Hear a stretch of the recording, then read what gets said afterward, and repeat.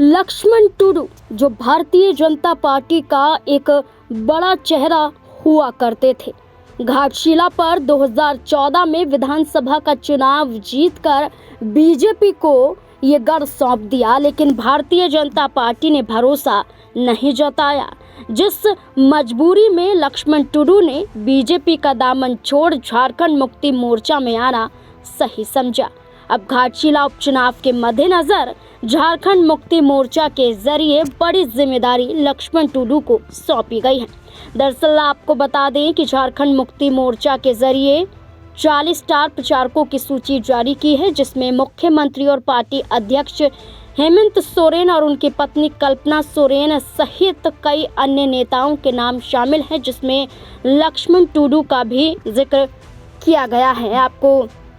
जानकारी के लिए बता दें कि स्टार प्रचारकों की लिस्ट में नाम वेगनाथ राम, मथुरा प्रसाद महतो, सविता महतो, विनोद पांडे, सुप्रियो भट्टाचार्य, कल्पना मुर्मू सोरेन, मिथिलेश ठाकुर, बसंत सोरेन, जोबा मांझी, योगेंद्र प्रसाद, अभिषेक प्रसाद और इसके अलावा हफीजुल हसन, विकास मुंडा, लुइस मरांडी, अंजनी सोरेन, समीर मोहंती और इसी के साथ साथ कई नाम हैं और इन नामों में लक्ष्मण टुडू और बारी मुर्मू का भी नाम देखा गया है। ये भी कमान अब घाटशिला में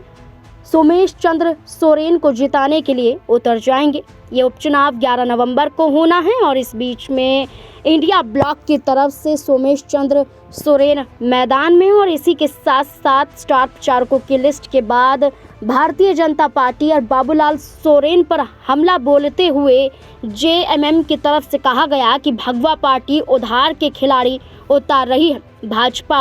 और एनडीए का दावा है कि पूर्व मुख्यमंत्री और सरायकेला विधायक चंपई सोरेन की आदिवासी समुदाय में भारी लोकप्रियता के कारण ही भाजपा ने घाटशिला से उनके बेटे बाबूलाल सोरेन को लगातार दूसरी बार उम्मीदवार बनाया है। लेकिन जब से चंपई सोरेन ने जेएमएम का साथ छोड़ा है, तब से ही